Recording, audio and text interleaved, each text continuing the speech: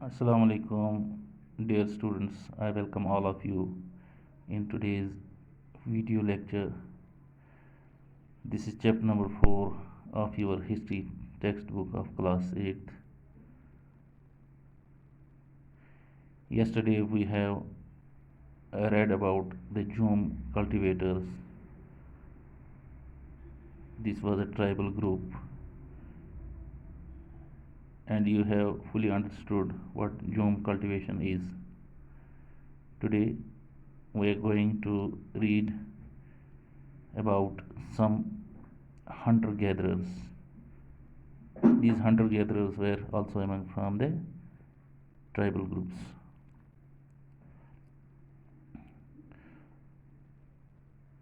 कुछ Hunter gatherers के बारे में आज हम इस चैप्टर में मज़ीद जानेंगे कि वो किस तरीके से अपनी ज़िंदगी गुजारते थे। बहुत सारे रीजनल ट्राइबल ग्रुप्स जो थे वो अपनी ज़िंदगी का गुजर बसर करते थे जानवरों का शिकार करके।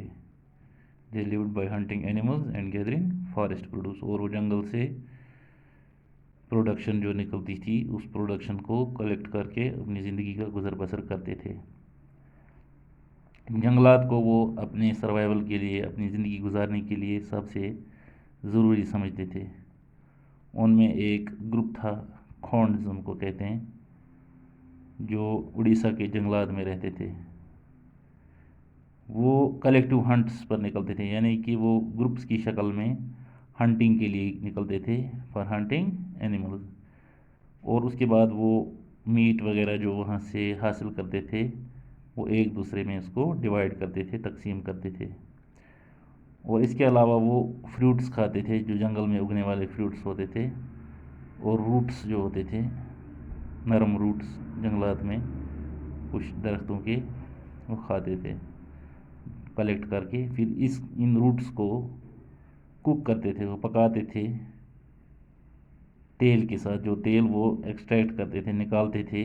बीज जो होता था, साल एक दरख्त है, उसके फ्रूट्स जो हैं उसका बीज निकालते थे, और महुआ सीड्स जो थे उनसे वो एक्सट्रैक्ट करते थे ऑयल, और इस ऑयल पर कुक करते थे वो ये फूड, जो रूट्स वगैरह वो जंगलात से हासिल करते थे, फॉरेस्ट प्रोड्यूस, उसको पकाते थे इस तेल पर। और वो बहुत सारे फॉरेस्ट श्रब्स, छोटी छोटी जड़ी बूटियाँ और हर्ब्स मेडिसिनल पर्पज़ के लिए, यानी दवाइयों के तौर पर इस्तेमाल करते थे। और इसके अलावा वो जंगलात से निकलने वाली चीज़ों को लोकल मार्केट्स में जाकर बेचते भी थे। इनमें लोकल वीवर्स जो होते थे, जो मुख्तलिफ हाथ की दस्तकारी के ज़रिए बुनी हुई चीज़ें और लेदर का काम करते थे, लेदर की भी चीज़ें बनाते थे, उनको कहते थे खोंड्स। जब उनको सप्लाई ज़रूरत होती थी कुसुम की और पलाश की, कुसुम और पलाश जो हैं ये एक किस्म के दरख्त हैं, उनके फूल जो हैं उनको वो इस्तेमाल करते थे क्लॉथ्स और लेदर को कलर करने के लिए। याद रहे, कुसुम और पलाश के फूल जो हैं वो मेडिसिनल पर्पज़ के लिए भी यूज़ होते हैं, और इसके फूल कलर करने के लिए जो मुख्तलिफ़ किस्म की दस्तकारी के ज़रिए से वो चीज़ें बुनते थे वीवर्स, वो कुसुम और पलाश के फ्लावर्स कलेक्ट करते थे कलर करने के लिए इन हाथ की बनी हुई चीज़ों को।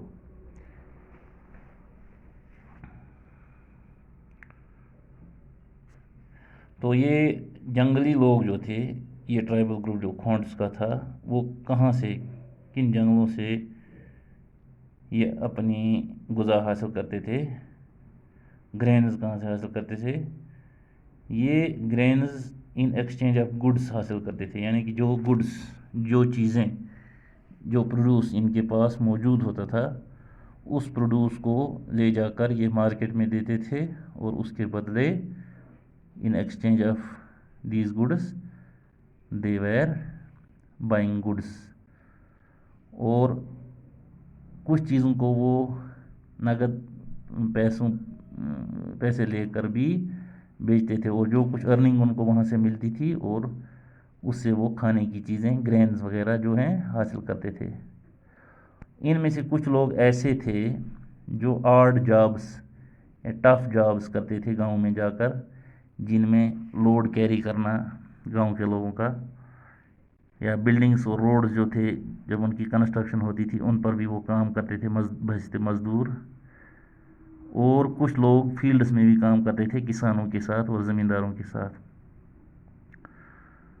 جب یہ فارسٹ سے جو پروڈکشن نکلتی تھی وہ شرینک ہو گئی، یعنی وہ آہستہ آہستہ ختم ہو گئی، تو ٹرائبل پیپل جو تھے وہ آہستہ آہستہ ادھر ادھر گھومنے لگے، وینڈر کرنے لگے in search of work as labourers.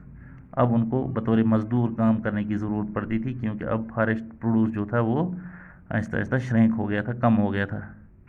لیکن ان میں سے بہت سارے ایسے تھے، خاص کر ان میں سے ایک قبیلہ تھا بیگاز، ایک کمیونٹی تھی سینٹرل انڈیا میں، جو ریلکٹنٹ تھے اس کام کے ساتھ، یعنی جو آرٹ جابس گاؤں میں کچھ لوگ کرتے تھے، یہ آرٹ جابس کرنا ان کو پسند نہیں تھا. وہ بیگاز کمیونٹی تھی، وہ سمجھتے تھے کہ ہم جنگلی لوگ ہیں اور ہم صرف جنگل کے پروڈکشن پر اپنا گزارا کریں گے، اور یہ جو کام ہے آرٹ جابس جو ہیں، روڈز اور بلڈنگز کا کام، ہیوی لوڈ کیری کرنے کا کام، فیلڈز میں ایگریکلچرل فیلڈز میں کرنے کا کام، وہ اپنی ڈگنیٹی کے خلاف، اپنی شان کے خلاف سمجھتے تھے اس کو، اس لیے وہ ریلکٹنٹ تھے یہ لیبر کا کام کرنے کے لیے.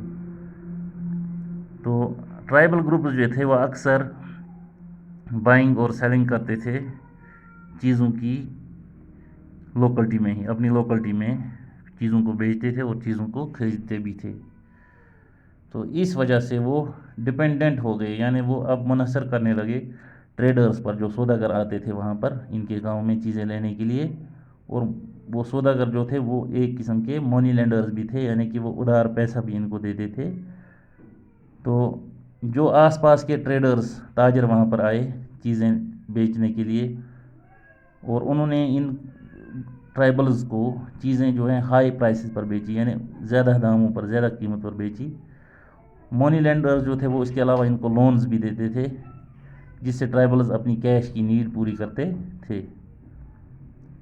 لیکن وہ منی لینڈرز جو تھے، وہ تاجر جو تھے، وہ ان کو لون ایسے ہی نہیں دیتے تھے، بلکہ وہ اس کا انٹرسٹ بھی ان سے پھر واپس حاصل کرتے تھے، یعنی سود بھی حاصل کرتے تھے. تو اس کی وجہ سے ان پر قرضہ بھی چڑھ گیا اور ان میں غریبی بھی آ گئی. تو اس وجہ سے یہ ٹرائبل پیپل جو ہیں یہ ایول سمجھتے تھے ان کو، جو آؤٹ سائڈرز آئے تھے، منی لینڈرز جو آئے تھے، تاجر آئے تھے، ان کو یہ اپنے لیے برا سمجھتے تھے، کیونکہ ان کی وجہ سے ان کو غریبی اور قرض داری جو ہے وہ بڑھ گئی تھی، قرضے پر ہی چونکہ یہ پیسے لیتے تھے. اس طرح سے یہ آؤٹ سائڈرز کو اپنے لیے ایول سمجھتے تھے، برا سمجھتے تھے. تو کچھ گروپس ایسے تھے جو اینیملز کو پالتے تھے، دے ہرڈڈ اینیملز. تو وہ ریئرنگ آف اینیملز کرتے تھے اور ان کو ہرڈز میں رکھتے تھے، یعنی جھنڈ میں رکھتے تھے. ان کو پیسٹورلسٹس کہتے ہیں. لیکن وہ اپنے یہ ہرڈز آف اینیملز، کیٹل یا شیپ جو تھے، وہ سیزنلی وہ ایک جگہ سے دوسری جگہ چینج ہو جاتے تھے، کیونکہ جب ایک جگہ پر گھاس ختم ہو جاتا تھا تو وہ گھاس کی تلاش میں اپنے جانوروں کو لے کر دوسری جگہ موو کرتے تھے، دوسرے ایریا میں. ان میں وین گجرز جو ہیں، پنجاب کے ہلز، پہاڑیاں جو ہیں ان کے وین گجرز، اور لباڈیز آف آندھرا پردیش جو ہیں وہ بھی کیٹل ہرڈرز تھے. اور گدیز آف کولو جو ہیں، گدی بھی ایک قبیلہ ہے کولو کے، وہ بھی شفرڈس ہیں، یعنی کہ وہ جانوروں کو پالتے تھے. اور بکروالز کشمیر کے جو ہیں وہ بھی بکریاں وغیرہ رکھتے ہیں، اور جب ایک جگہ گھاس ختم ہو جاتی تو دوسرے سیزن میں وہ دوسری جگہ پھر موومنٹ کرتے ہیں. یہ بھی ایک قسم کا ٹرائب تھا. تو اس بارے میں آپ مزید جانکاری حاصل کریں گے اپنی ہسٹری کی کتاب میں نیکسٹ ایئر کلاس 9th میں. تو آج آپ نے ڈفرینٹ گروپس کے بارے میں جانکاری حاصل کی. یہ چیپٹر میں نے کم سے کم 3 لیکچرز میں ڈیوائڈ کیا ہے.